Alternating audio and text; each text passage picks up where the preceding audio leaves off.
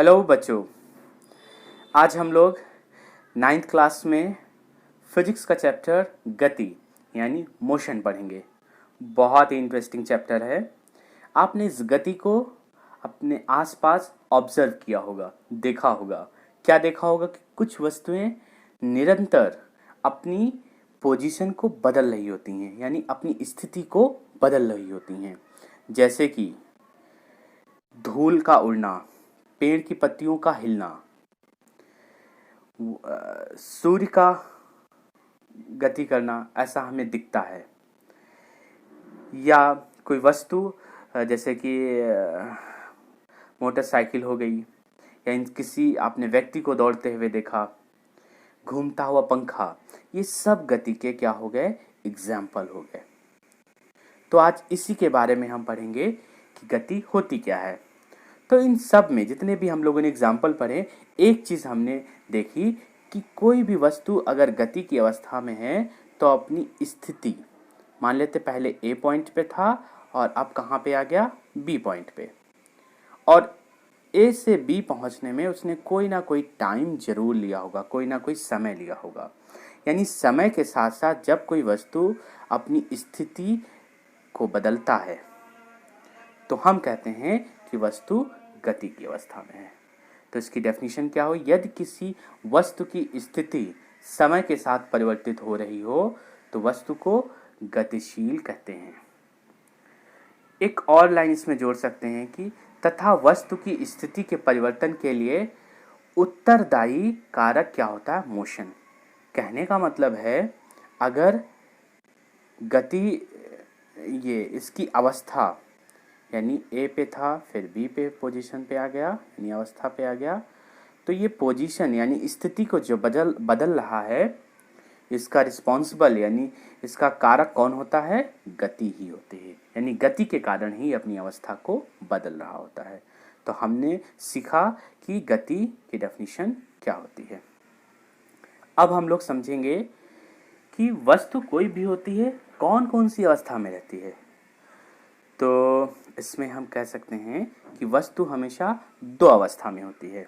आपने देखा होगा कि कुछ वस्तुएं विरामावस्था में रहती हैं और कुछ हमेशा गति की अवस्था में होती हैं। जैसे किसी मेज पर कोई वस्तु रखी हुई है, किसी मेज पर कोई वस्तु रखी हुई है तो और वो बिल्कुल भी मूव नहीं कर रही है, तो हम कहेंगे ये वस्तु किसमें है? विरामावस्था में है। आप 2 दिन बाद भी देखेंगे तो ये वस्तु यहीं पर रहेगी, तो हम कहेंगे ये वस्तु विरामावस्था में है। यही आप देख रहे हैं कि कोई भी एक वस्तु है जो निरंतर अपनी पोजीशन को बदल रही है, तो हम कहते हैं गति की अवस्था।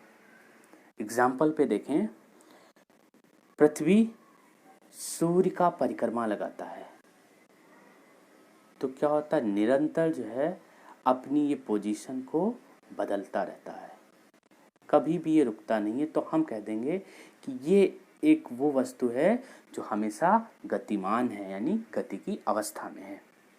आइए डेफिनेशन की बात करते हैं। तो विरामावस्था को हम क्या कहेंगे? जब कोई वस्तु समय के साथ अपनी स्थिति में कोई भी परिवर्तन नहीं करती है तो वस्तु विरामावस्था में कहलाती है। जैसे मेज पे रखा पेपर वेट, पृथ्वी के संपर्क में खड़े पेड़ पौधे। पृथ्वी पर कोई अगर पेड़ लगा हुआ है तो अपनी पोजीशन चेंज नहीं करता कि आज यहाँ पे है तो कल दूसरी जगह पे चला जाए, बिल्कुल भी ऐसा नहीं होता है। तो हम कह देंगे कि ये पेड़ पृथ्वी के संपर्क में है तो ये किस अवस्था में है? विरामावस्था में है। बात करते हैं अब गति अवस्था, इसकी डेफिनेशन की बात करते हैं। तो इसमें क्या होगा? जब कोई वस्तु समय के साथ अपनी स्थिति में परिवर्तन कर देता है तो वस्तु गतिशील अथवा गति की अवस्था में कहलाती है। जिससे वायु में उड़ता वायुयान, सड़क पर दौड़ते वाहन, बहुत इसके एग्जाम्पल हैं। तो ये बात हुई हमारी विरामावस्था और गति अवस्था में। नेक्स्ट जो बहुत ही इम्पॉर्टेंट टॉपिक है वो हम लोग पढ़ेंगे, इसको कहेंगे गति की सापेक्षता। इसको इंग्लिश में कहते हैं रिलेटिविटी ऑफ मोशन। इसमें हम समझते हैं ब्रह्मांड में सभी वस्तु किसी अन्य वस्तु के सापेक्ष अवश्य गतिशील होती हैं। बहुत ही अच्छी लाइन है ये। जैसे कि हमें ऐसा लगता है कि पृथ्वी पर अर्थ के अंदर जितनी भी वस्तुएं हैं हमें लगता है कि वो विरामावस्था में है। जैसे कि एग्जाम्पल अभी हम लोगों ने लिया कि मेज पर रखी हुई कोई वस्तु, तो ये हमने देखा, अगर हम देख रहे हैं इसको तो हमने क्या देखा कि ये विरामावस्था में है, लेकिन ऐसा नहीं है। अगर हम पृथ्वी से बाहर किसी दूसरे ग्रह पर हैं, अब हम पृथ्वी पर इसी चीज़ को देख रहे हैं कि हम दूसरे ग्रह पर हैं और पृथ्वी के अंदर कोई मेज है और ये कोई वस्तु रखी है। अब हम अगर इसको देख रहे हैं तो हम क्या कहेंगे, क्योंकि ये निरंतर मूव करता रहता है। कौन? पृथ्वी मूव कर रहा है, तो इसका मतलब ये रखी वस्तु भी इस पृथ्वी के साथ साथ मूव कर रही है। तो हम कहेंगे, यहाँ से क्या कहेंगे कि ये वस्तु भी गति की अवस्था में है। तो यहाँ पे समझाने की बात यह है कि सापेक्षता यहाँ पे इम्पॉर्टेंट टर्म है कि हम किसी वस्तु को किसके सापेक्ष देख रहे हैं। अगर हम पृथ्वी पर खड़े हैं तो हमें ये विरामावस्था लग रही है, लेकिन अगर पृथ्वी के बाहर खड़े होते हैं तो हमें ये गति की अवस्था में लगता है। तो इसी को हम कहते हैं गति की सापेक्षता। चलिए, बहुत इंपॉर्टेंट टर्म था ये। अब हम लोग पढ़ेंगे नेक्स्ट। अब पढ़ते हैं गति के प्रकार। तो गति के कितने प्रकार होते हैं ये हम पढ़ेंगे। सबसे पहला रेखीय गति। इसकी डेफिनेशन की अगर बात करें, एक ऐसी वस्तु जो एक सरल रेखा पर गति करती है। तो हम कहेंगे कि इस वस्तु की जो गति है वो रैखिक या रैखिक गति कहलाती है। रेखीय या रैखिक गति कहलाती है। यानी हम क्या कह देंगे, ऐसी वस्तु की गति जो एक सरल या सीधी रेखा में गति करती हो, रेखीय या रैखिक गति कहलाती है।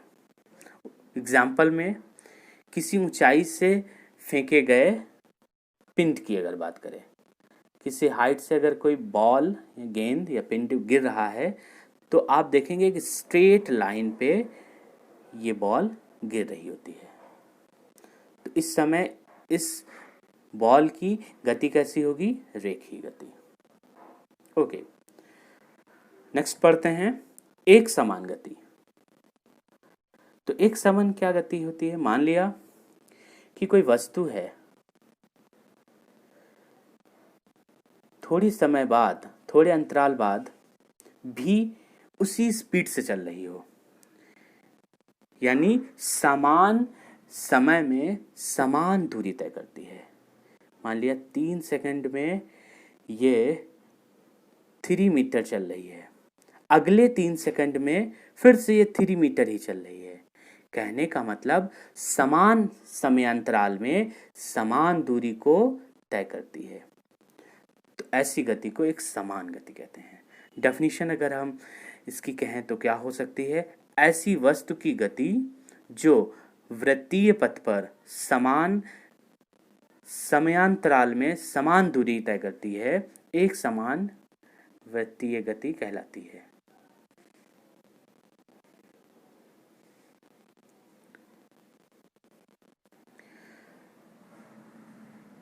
थोड़ा सा यहाँ पे ध्यान देना, एक समान यहाँ पे एक वर्ड शब्द छूट गया है, यह है एक समान वृत्तीय गति।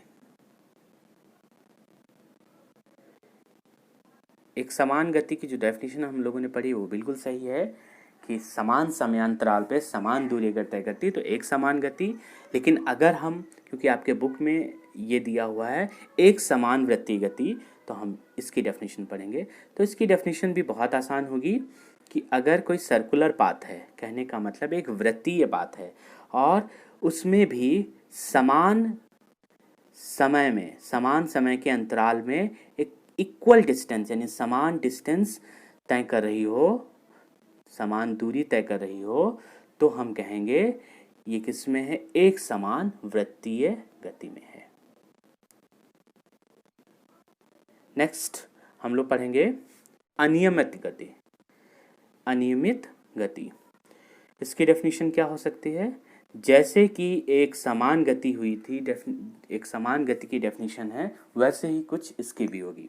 उसमें क्या था कि समान समयांतराल के बाद समान दूरी तय करते थे, लेकिन यहाँ पे क्या होगा, समान यानी 3 सेकंड में सपोज यहाँ पे 2 मीटर चला, अगले 3 सेकंड में ये 4 मीटर चल रहा है। कहने का मतलब समान समयांतराल है यानी टाइम तो सेम है, लेकिन डिस्टेंस यानी दूरी अलग अलग हो जा रही है, तो हम इसको कहेंगे अनियमित गति।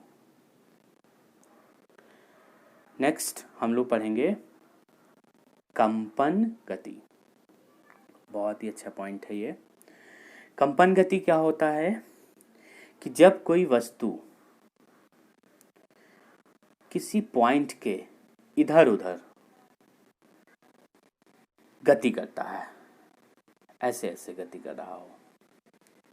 इसके डेफिनेशन अगर हम बात करें, इसको दोलनीय गति भी बोलते हैं। यदि कोई गतिशील पिंड किसी निश्चित बिंदु के इधर उधर, या हम ऐसे भी कह सकते हैं ऊपर नीचे, इधर उधर या ऊपर नीचे एक ही पथ पर गति करता है, तो यह गति क्या कहलाती है? कंपन गति या दोलनीय गति।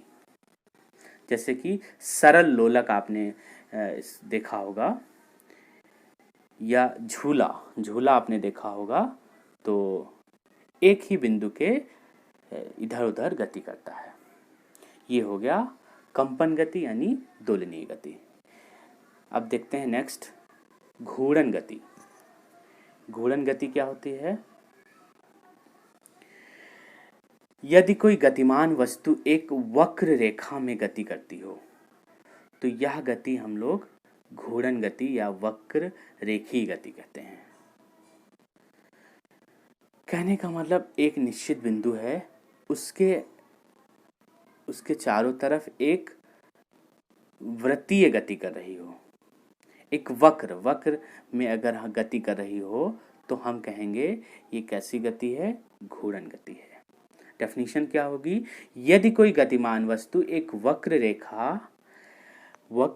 रेखा से गति करती है, वक्र रेखा में गति करती है, तो हम कहेंगे कि ये कौन सी गति है? घूर्णन गति है। अगर एग्जाम्पल की बात करें तो जैसे कि लट्टू को आपने देखा होगा, एक बिंदु के अराउंड, एक पॉइंट के अराउंड वो मोशन करता रहता है, तो इसको हम कहेंगे घूर्णन गति। ओके, सो ये आपने पढ़ा गति के बारे में। नेक्स्ट वीडियो में हम लोग इसके आगे पढ़ेंगे।